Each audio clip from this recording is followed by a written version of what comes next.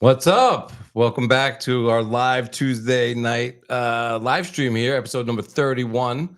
This is BitcoinCenter, brought to you by Byte Federal. My name is Cedric Youngelman. I'm Paul Tarantino. Man, it's been another week, huh? Yeah, dude. All right. Another week. Yeah, how was your week? I was good, busy. I mean, it's just nonstop stuff going on. Yeah. I want to read this tweet thread here. This is what I thought was interesting. Is Nicole Shanahan the most successful sexual entrepreneur in the world? She was engaged to be married to a guy in finance. This was answered by Simon Dixon, by the way. That's why I'm reading this. Yeah.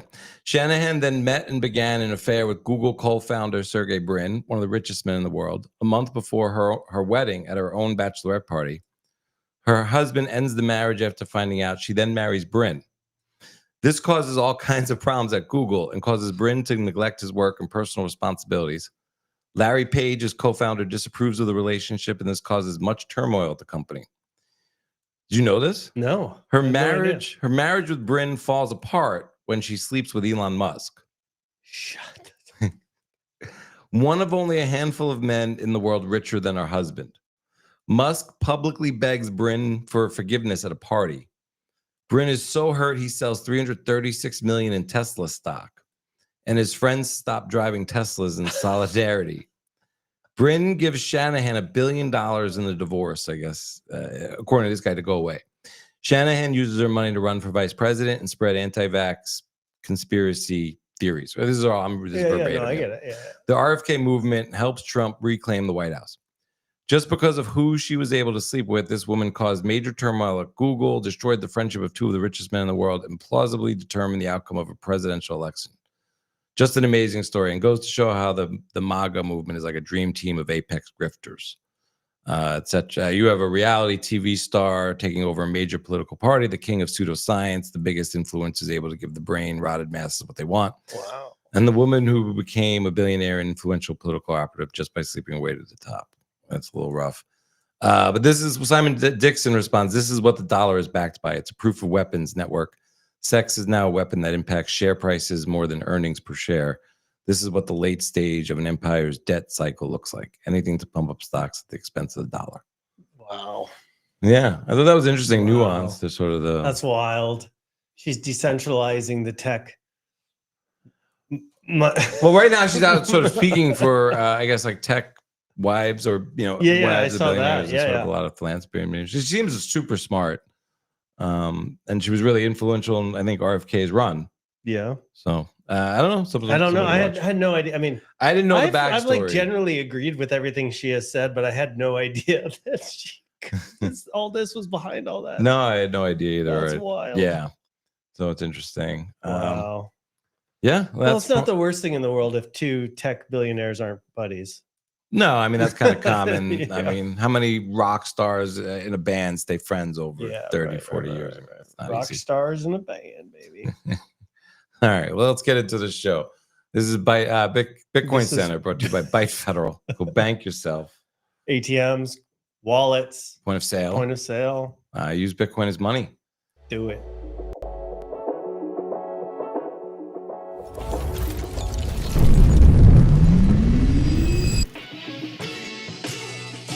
Let's be real, right? Praising Telegram for launching a Bitcoin wallet. I've always felt like with Haley. Bitcoin, this digital currency that's out there that people say, oh, it might be the next big thing. What do you think? I think it's rat poison. Bitcoins. You never heard of them a few weeks ago? Now everybody's talking about them, but is it a currency? I don't know. Or is it more like a stock? Or is it a tulip bulb? Or is We're it going to just debate that. Stupid. To me, it smells like Ponzi scheme and the greater fool theory, right? You do like 5 minutes of freaking research. Well, okay, thanks for coming to my set talk. Yes. Don't buy shitcoins. Oh, man, I was getting that wrong. All right.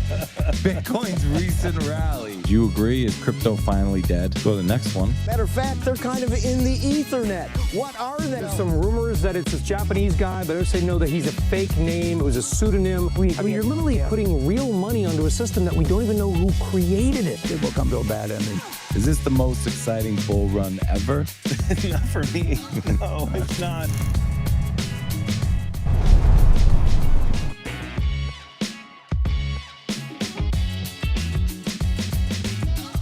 Welcome to BitcoinCenter, the fast-paced show where the debate is the story.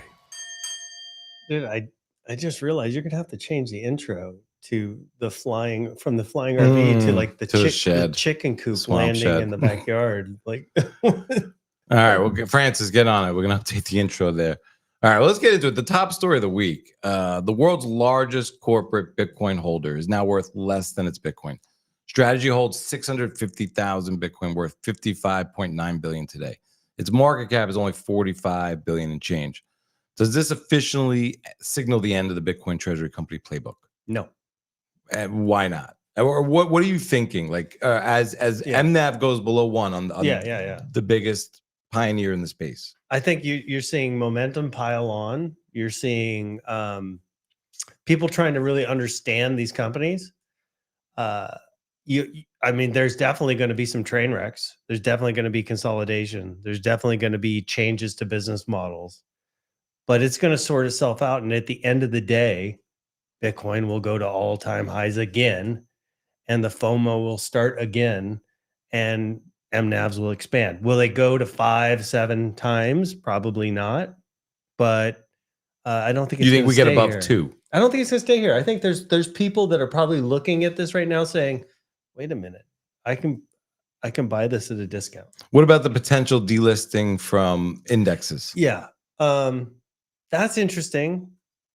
And do you think this is a concerted effort by the likes of JP yes, Morgan? I do. I do think it's on purpose. Yeah. I think they're going to be rolling out similar credit products. And they would like nothing more than to take some of that market away from Saylor because he's been so successful with it. So yeah, I mean, that's just, it's a war. It's, Bitcoin is rattling the cages. All right. Well, yesterday, so this is Peter Schiff chiming in. Oh. Today is the beginning of the end of MSTR. Saylor was forced to sell stock not to buy Bitcoin, but to buy US dollars merely to fund MSTR's interest and dividend obligations. Mm-hmm. The stock is broken, the business model is a fraud, and Saylor is the biggest con man on Wall Street. those are rough words. Yeah. I don't know. But what about the deeper question? I think right, there's been pressure from him to sell Bitcoin if he needs to, and now he's saying he would do that. There's been pressure for him to have a cash reserve so that he could pay these dividends, and now he's getting that. So like he's figuring this thing out, but no one's going to be happy. No one's going to be happy. But at the end of the day, smart investors buy deep value. What do you think of them raising cash and sitting on cash? I mean, we went from $500 million. I think my only criticism of that is why weren't you raising cash when Bitcoin was higher and buying dips, right? So, maybe that model will change over time, right? Maybe they thought that they could corner so much of the market they could drive Bitcoin up forever, but obviously they can't. There's been a significant wall of selling over this last year, and it's hurt their performance. So, but I don't think it changes the long-term vision for what he's building. I think his vision is going to evolve. I think you put him under the pressure of an attack, and I think he'd get pretty creative. Yeah, he seems to be He's a survivor, bobbing and weaving. I think they're going to bounce back strong. This is Pierre Richard chimed in. Strategy's new fiat reserve for dividend interest payments checks a box for institutional credit due diligence and rating agencies, near-term coverage of fixed obligations. Long-term, this will likely attract more capital for the preferreds, more business Bitcoin accumulation, and increasing amplification for the common at a lower cost of capital. This would outweigh the opportunity cost of not holding marginally more Bitcoin. Right. So looks like the strategy is evolving. I think we're all learning here. Yep. The last one I want to bring up is Dan Hillary chimed in here. And I thought this was interesting. Let me bring this one up. So holding MSTR as a call option on them lending out their Bitcoin and creating exponential Bitcoin yield into the future.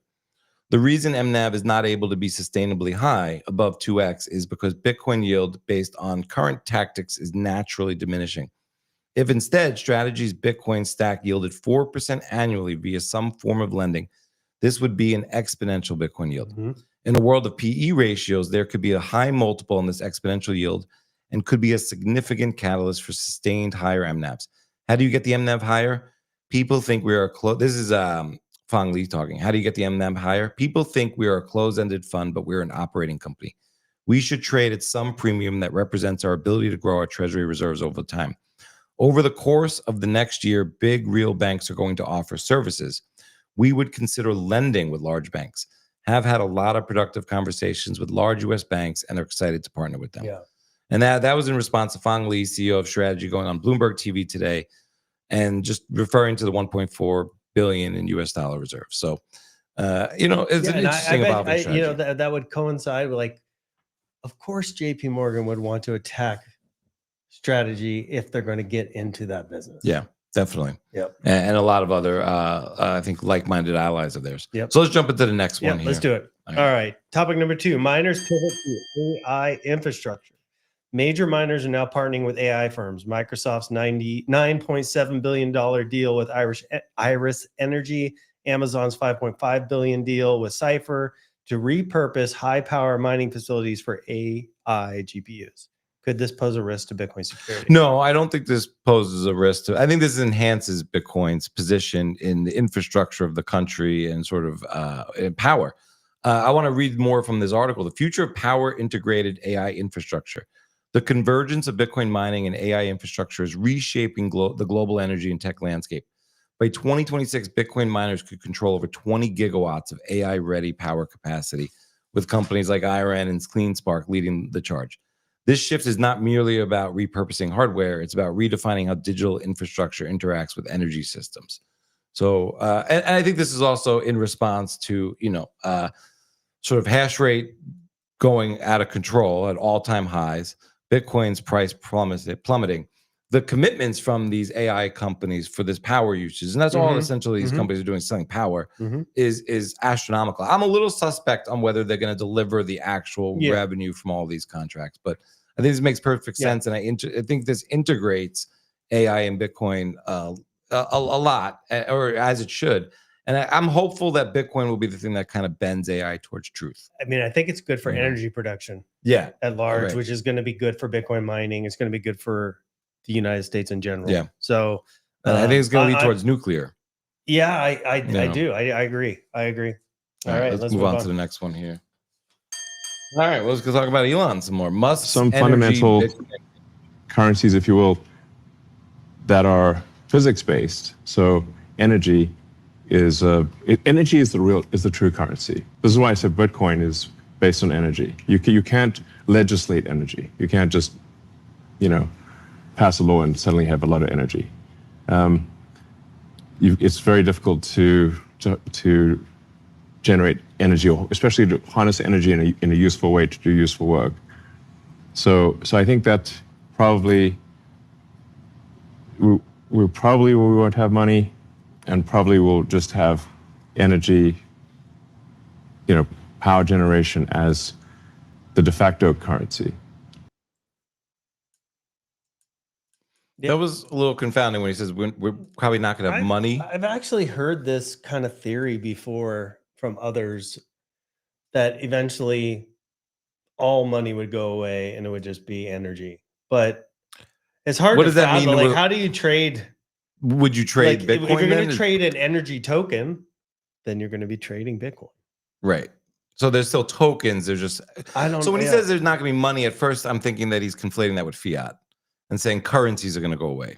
Maybe. And then he's saying something like Bitcoin's an energy-backed token when that's just, i.e., money. Yeah. So it's still, I'm still not blown away by anything he says. But when he changes his mind, he's just going to apologize. Is that a new clip? I'm not positive that's a new clip. No, it's old. That's old. Okay, that's why it's not making. It's just going around. No, it's pretty new, guys. That's pretty new. You sure?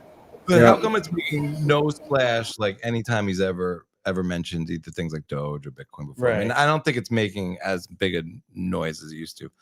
But I don't know. It's interesting. He still seems like a word salad to me. Well, he's a complicated guy, right? I mean, he goes all over the place. He's like he'll change his tune all the time. Like next week, he could be talking about fucking Ripple for all we know. Yeah, right. But I mean, I think a lot of the times, What like is when he working so hard when he was talking for? about Doge, that was on the back of all the repercussions he got from moving to Bitcoin during the green energy attack on Bitcoin, or that it was going to burn the world. And it's like he has a lot of masters to please in his world. So you're know what excusing I mean? his flip-flopping. I don't know what I'm saying. I'm not excusing it. I'm just saying, like, I think that he plays those games. He speaks to different audiences with different things. Yeah, exactly. Fine. Sure. Yeah. All right, let's move on to the next one here. All right, Revolut's Lightning integration. Revolut announced Lightning Network support via LightSpark for its millions of users. Can this fintech giant's move finally ignite consumer Bitcoin payments? No, I don't think this is a big deal at all. I don't think it's gonna like ignite Lightning or consumer payments. I think this could be some sort of big development, and this is not guaranteed to actually happen. But I think this is a real partnership from what I looked into. These are big companies in terms of Revolut. They have about 55 million users across the world. Look, I think this is good. I think this is great. I mean, this is like anytime a big fintech platform integrates Lightning, or in this case, LightSpark. Which Spark is cool. I think LightSpark is legit. It's actually moving legit Bitcoin. It's not. And I think it's battle tested over at Coinbase, I believe. I don't know about that. I think Coinbase is implemented from what I read in this article. But I don't think this ignites consumer payments. Like it doesn't flip the switch. And I think the real problem there is that they're dealing with European regulations. They're dealing with MiCA or Mika, however they pronounce it. Yeah, which has shaped this company a lot. This company's only been around about 10 years, and they're already a $75 billion privately held company in Europe. But they are shaped a lot by the regulatory framework. And that's in flux and in development and trying. So this isn't going to roll out quickly, but the fact that they're committing to rolling this out and that they are going to make this happen, that's like the Cash App of Europe, right? I mean, it's like the PayPal of Europe. They're competing with these major companies. Yeah, so that's great. They announced this deal in May. They touched upon it recently in November. We don't know when it's going to come out. It could be a test case or a trial run here in December, or it could be sometime in Q1. But it would be great to see. I don't think it's a game changer. It is a end run to the end zone before the EU kills. Well, I also don't think this is not all about Bitcoin. There's a lot. No, I understand. It's about crypto and stablecoins. Yeah. All right, let's move on to the next one here.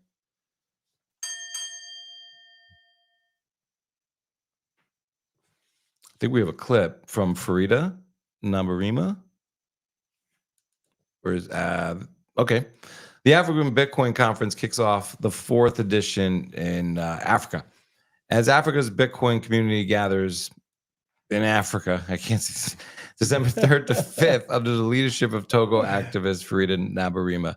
Many attendees are calling it one of the highest signal events on the global Bitcoin calendar. How might this summit shape the narrative around financial sovereignty and decentralized infrastructure across the continent? Well, I mean, if this, we're going to play a clip. No. Okay. If this summit just reflects what's happening in Africa, then it says a lot about sovereignty and Bitcoin adoption. I just had a conversation last week. It'll be on our Bifederal podcast here coming shortly with Stafford Massey from Africa Bitcoin Corporation, which is the first Bitcoin Treasury company that's really developing in Africa. And when you hear the stories he tells about the adoption, the amount of real life commerce that's taking place with sats, it's so exciting. Like Africa has just said, you know what? Bitcoin volatility is nothing compared to 3% daily inflation. like 20% drop in Bitcoin, we don't care. We're going to use sats. And they come from a culture where I guess a very large percentage of their economy, like larger than the cash economy, is like much, much bigger than the so-called banked or legitimate economy.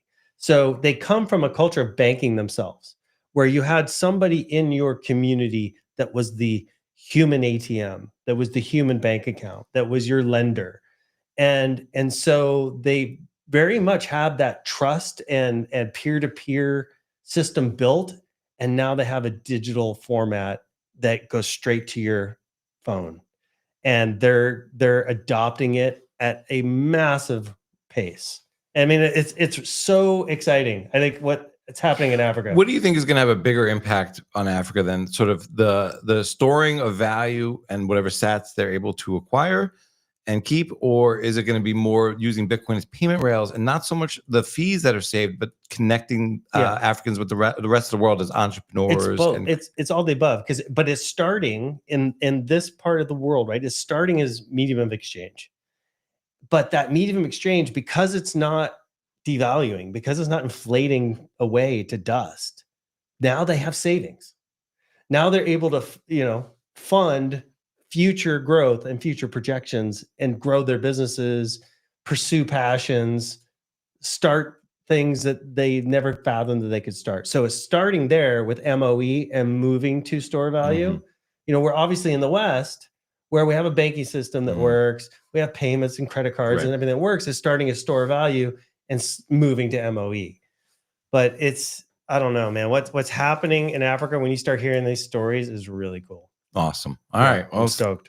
Hit like and subscribe. This is BitcoinCenter, brought to you by Byte Federal. Go bank yourself. Let's head over to the lightning round. All right.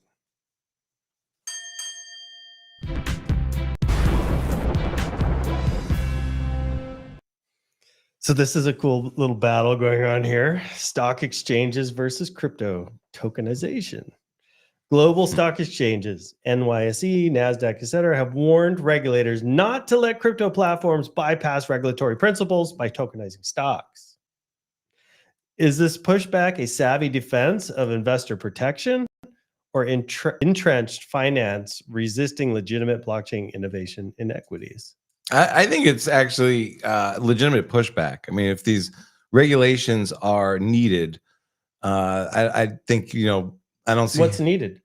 Every tokenized stock has already registered with the SEC, gone through all the proper filings to register their stock on a stock exchange. So they're already legitimate reporting corporations. So everything just so now it's just the SEC, lift and shift. Because if it's just lift and shift, I'm with you. Then this is just bullshit. Well, it's lift and shift, and the global where does stock the exchanges are pissed DTCC off. fit into this? They're pissed off because there's other custodians and there's other players now. Well, there is no custodian because it's blockchain. That's what I'm saying. So how right? This is awesome. You think this is awesome? I think this is great. I think it's inevitable. I don't see how anyone's going to be, how consumers are going to be safe in this environment. You got the SEC, and then you got broker dealers. You've got the and this is all trust me, bro. Though, like, hey, we have the stocks that we have on the token. Still, you cannot register a security without going through the SEC. I was on the assumption this would be like existing securities, right? That's what I'm saying. Yeah, that's what I'm saying. So they're already all these individual. But I'm talking about more the custodianship, the sort of like that all goes away. That's why they're panicking. That's why they're pissed I see what off. You're saying. Yeah, okay. You think that there's going to be no sort of rehypothecation or like illegal, just because it's if it's a tokenized security and you can take self custody. And you think they're going to allow self custody? I have no idea of your tokens. But this is a token that you could. I mean, I have no idea. That doesn't mean you get to have custody of it just because it's a token. I'm sure. I don't know what the SEC laws are going to be. I don't know what they're going to approve, right? Right. But if they approve pure security tokenization, if they give the green light, because the securities, the actual stocks are already registered with them, they're already meeting all the criteria. So 500 million MicroStrategy shares have been issued. Yeah. Okay. And we tokenize some of those and we stick them at Coinbase. And how do we know we don't end up with 900 million shares when who's auditing across all the different platforms? If you have some tokenized, some not tokenized. They would have to take some of their float and they'd have to tokenize it. Right. But if you're going to question, I mean, if you're going to measure, how does this not lead to dark pools? Listen, hold on a second. If you're going to measure the actual number of securities that are out in the world, much easier to measure those on a blockchain. But wouldn't they have to all be on the blockchain? Well, that's what I mean. But all the fraudulent activity is happening off the blockchain. The blockchain is actually the better source of clarity because it can be audited. what's happening at the DTCC, what's happening with sure, with sort of like GameStop, you're saying, yeah, and sort of like the short selling, naked short selling, etc. These are all the creation of paper securities that don't really exist. That all happens because it's off chain. So you move that to tokenization, and of course these guys are going to panic because that's like where they're making a bunch of money, is lending securities that don't exist.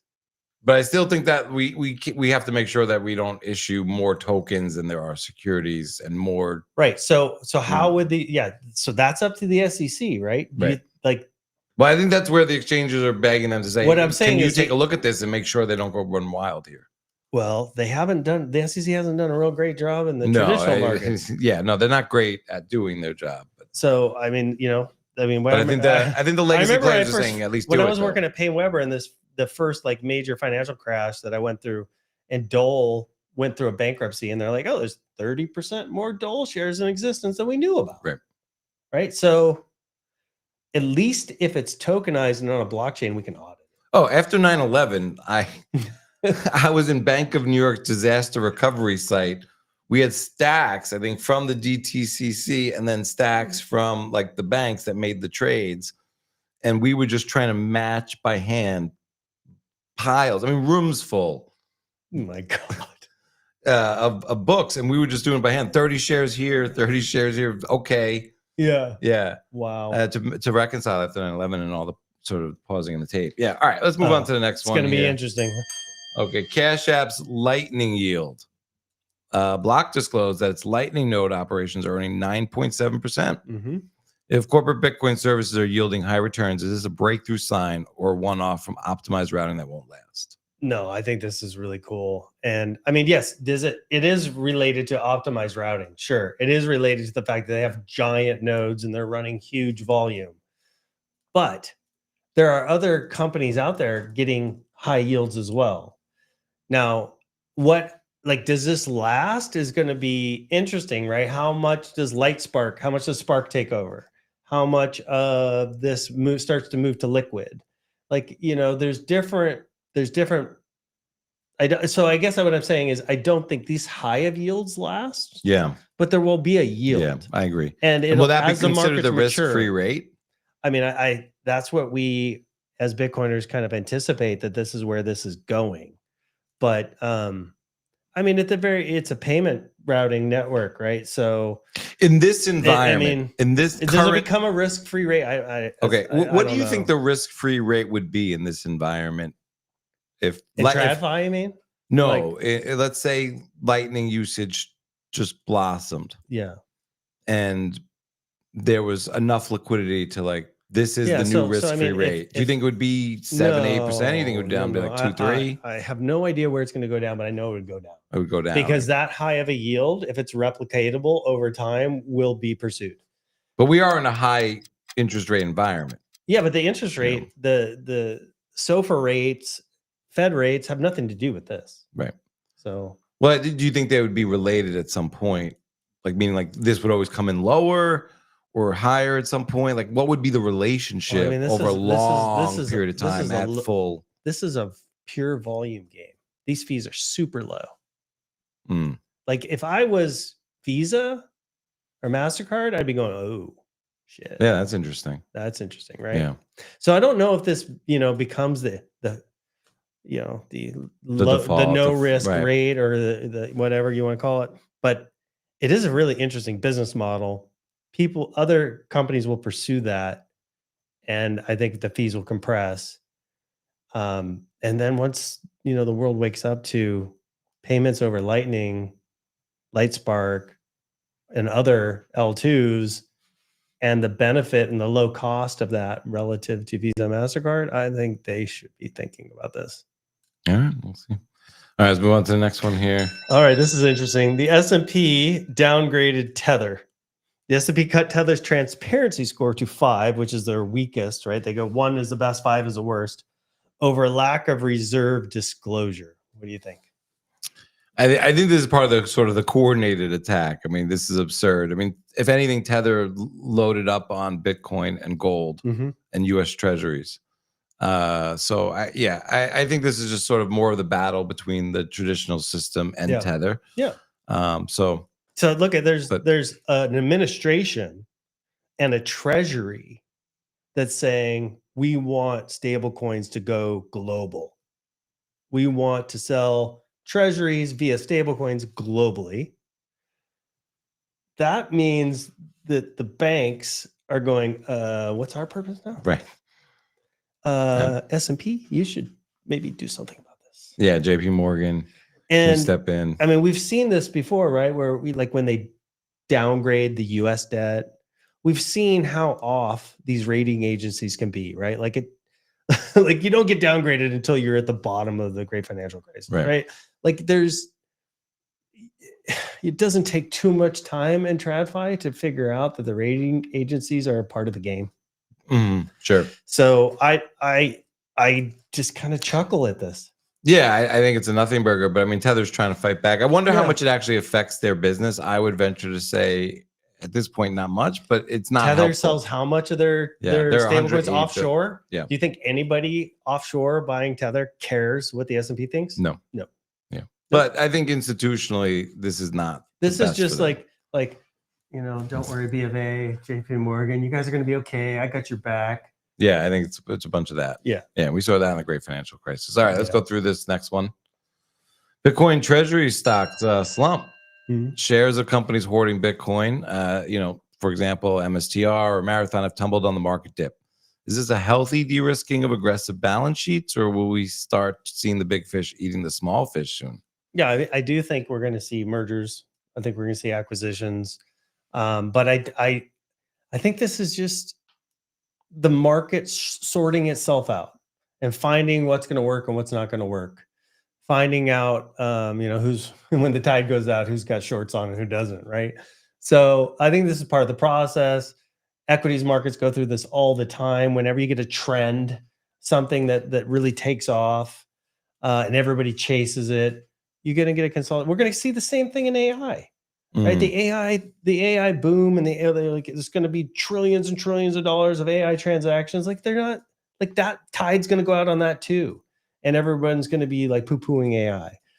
And then 2 years after that, it'll be back. Right. Yeah. Right. This is just the nature of markets where people can see the future faster than they can build the future. So yeah, we saw a future, it got extended, it's being sold, and it'll get built again. So yeah, it's a more volatile asset than Bitcoin. Imagine that.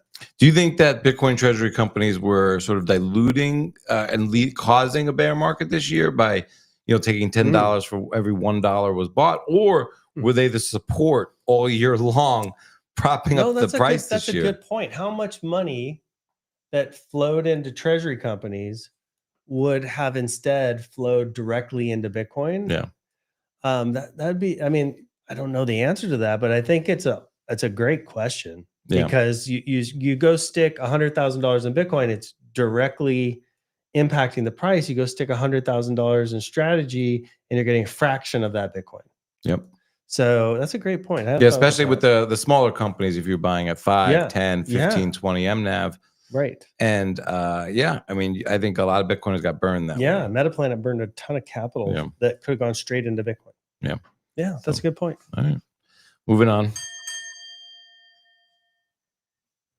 CoinShares pulls shitcoin ETFs.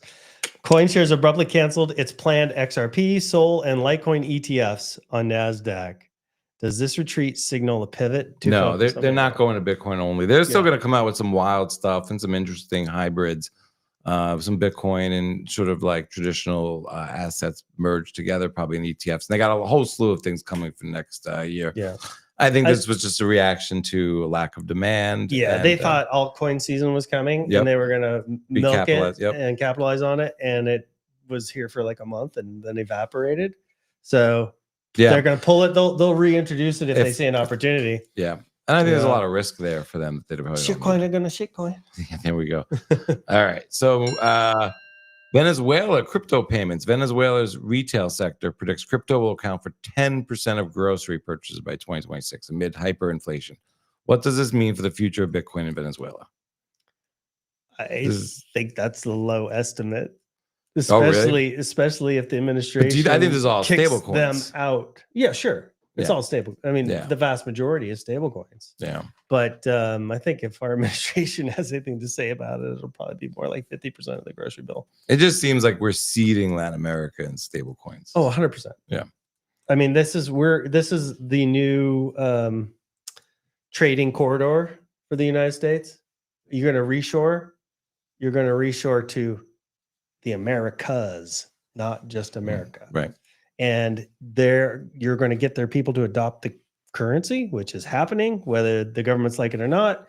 You're either going to be like the district manager of the US dollar stablecoin in XYZ Central South America, or you're going to be up for a battle like we're seeing in Venezuela. Yeah. All right, let's go to Latin America here. This is similar, but Latin America digital asset boom. Chain analysis found Latin America saw nearly 1.5 trillion in crypto volume, July 22 through July 25, June 2025. Sorry. In Latin America, is Latin America quietly becoming Bitcoin's proven ground for parallel financial infrastructure? I think this is still all about stable coins, remittances, and dealing with inflation. I mean, what's interesting, right? Brazil, 90% of their crypto volume is stablecoin. Yeah. So it's selling, and over that period of time, is selling their fiat to get a USDT. And over that period of time, it was out of the 1.5 trillion was 300 billion by Brazil, and 90% of that was stablecoins. Yeah, and only like 3.5 billion was El Salvador. Right. So if you're going to be, I mean, if this is going to be the new trading corridor, the America corridor, right? We're buying basic materials and whatever the Argentina? Yeah, from Argentina. Peso deal? Yeah, we're doing that. We've got El Salvador housing our Tether criminals that we're exporting. We're trying to get Venezuela to clean up their act. So it looks to me like the administration is attacking the deep state through attacking cartels. This is my tinfoil hat.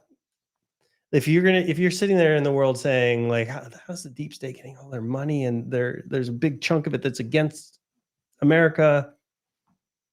Well, what are they doing? They're bringing in illegal immigrants. They're bringing in drugs. They're killing people with fentanyl. On and on and on. Let's take out the cartel, which is generating the revenue for the deep state, and by clearing that away, we can legitimize trade with the rest of. Right, we're shifting from let's oppress Latin America to let's build up Latin America and clean it up so that we can do business together. Because we can no longer do business with China, and Europe is dying. So what are we going to do? Right? Yeah. This seems to be the move. That's interesting. Yeah, and Tether is based in El Salvador. Yeah. Yeah. So all right, we'll see which was our first U.S. dollar general manager. Right. I agree. All right. RSI. Is this a capitulation or a trap? Bitcoin's RSI has plunged to 33, a multi-year low. Yeah. Is this a textbook bear market bottom signal or another cunning bull trap? So price can still drop while the RSI strengthens. While you're talking, right? It's called divergence, right? So when a momentum indicator like the RSI signals a very bearish trigger, hits a very bearish trigger, that puts a lot of people in a position where they're going to sell rallies, and so the price could still continue down while the RSI strengthens. So this isn't. I mean, is it the bottom? Could be. But my tendency would be to say, no, more than likely, we're going to rally out of this and then we're going to go test those bottoms again. But I don't see this as, and guys, take this with a grain of salt because I'm a horrible trader, So everything I'm saying here is a bunch of BS. But I tend to feel like this is not going to be your normal bear market. And the reason I say that is because I think it's going to be based on how fast is liquidity reinjected into the system. Like, you remember COVID, how fast liquidity hit the system and how we were all like, whoa, like we're in a bull market now when the world shut down. It like that showed you that liquidity can change asset prices very, very quickly. And so when I look out into 2026 and I see how much debt has to be refinanced, I see the conflicts and wars that are building.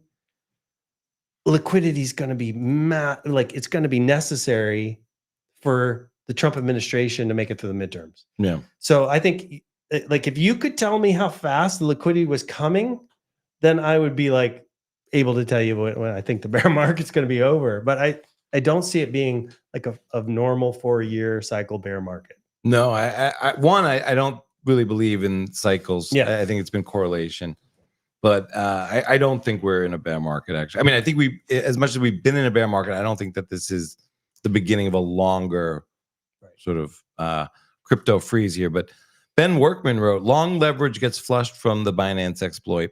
Bitcoin is a 30% drawdown. MSTR FUD amplifies.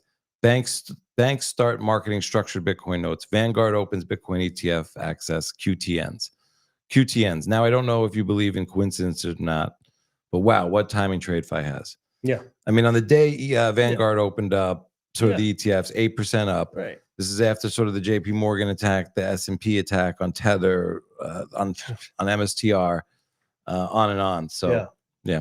All right, let's move on to the next one. The Texas Bitcoin Reserve purchase. Texas made its first allocation from the new Texas Bitcoin Reserve, spending $5 million on BlackRock's IBIT. So, I mean, it's just Bitcoin price exposure. Yeah, it's not. Right, I know. There's no sovereignty here for Texas in this. It's a start.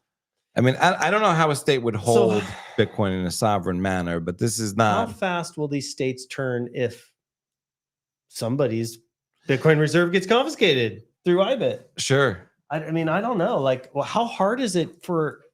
I can't think they're just so afraid of self-custody, or maybe they don't administratively have to change a bunch of their documentation around their governance, and if they buy IBIT versus if they buy a commodity, they have to self-custody. Maybe that has more to do with it. But it's a start, and it's better than nothing. And I'm glad to see that they're pushing in that direction. Yeah, I have mixed feelings about it, but sure. it's probably a net positive, but it's not real Bitcoin. Yeah, 100%. All right, Bitcoin ETFs break out of outflow spiral. After hemorrhaging over $4.3 billion in 4 weeks, U.S. spot Bitcoin ETFs saw their first net positive inflows since October. Is December going to be green? Well, what's your guess? December, I'm going to give it 60% chance of being green. All right. I'd go with 90% chance. All right. But I'm just a bull. We'll see where we go. All right. I want to read another on the Bitcoin AI from Maryland Hoddle here. In the end, Bitcoin has already won. It will be the tool that enables the rise of the sovereign individual. That battle is still years away, but it's coming. I could see it clearly now. Ultimately, governments will eventually become automated via blockchain and AI, reflecting for the first time the true will of the people. Bitcoin and AI are not separate stories. They are chapters of the same narrative. Their convergence is by design and was always inevitable.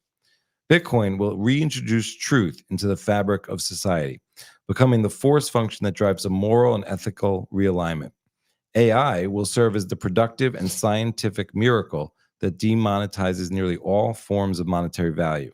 Together, they form a unified arc.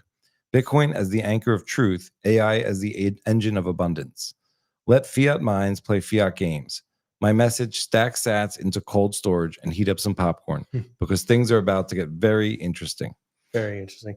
I agree with everything there if AI is decentralized.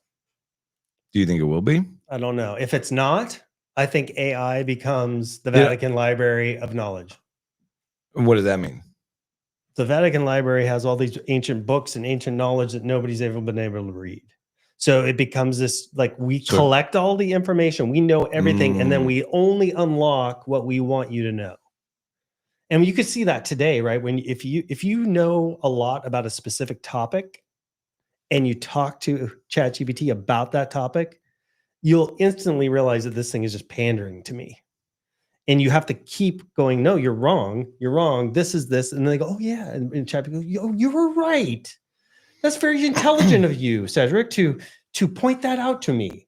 Like, so like, what do you think that, do you think that's designed like by a human to talk to humans a certain way, or it picked that up? It's designed because, I mean, it's designed not to give you what you're looking for. It's either it can't discern the difference between a lie and truth, or it's built. Because I've seen that on Twitter where someone's like, "No, Grok, that's wrong. Yeah, look at that picture again." And it's like, "Thanks for pointing that out." Go talk to it about anything that you're really knowledgeable about. You'll find out that it's dumb as a box of rocks until you point it out, and then it goes, "Oh, you're right.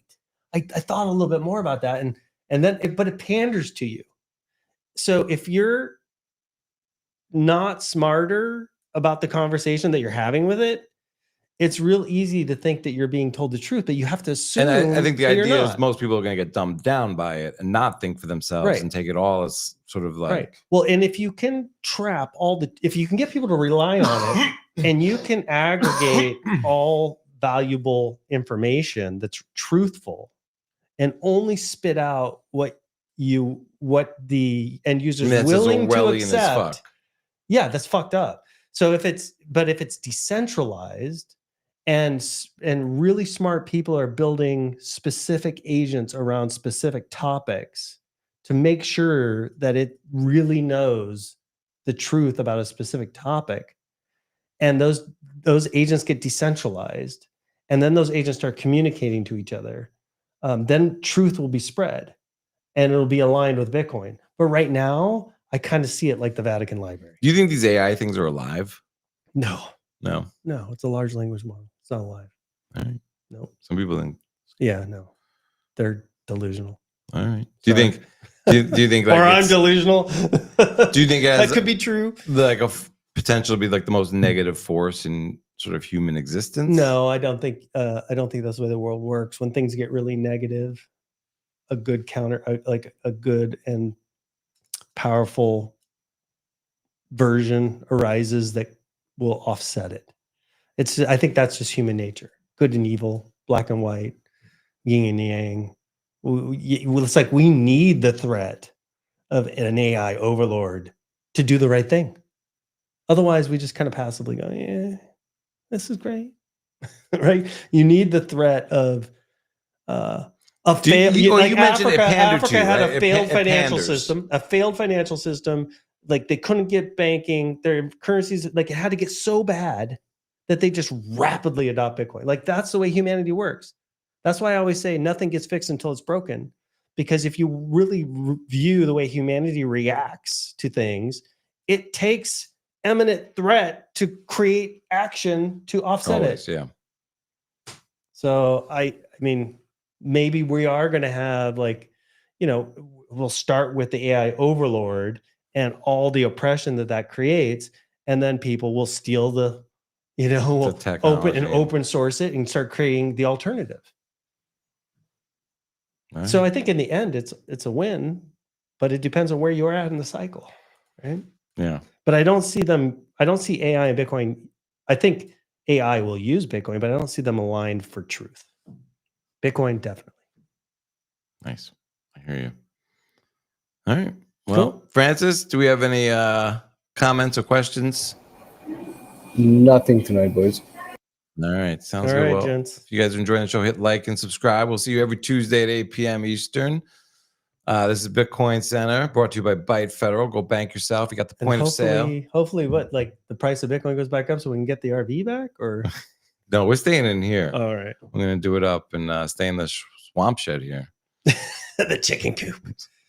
All right. Thanks, guys. All right. Peace. Peace.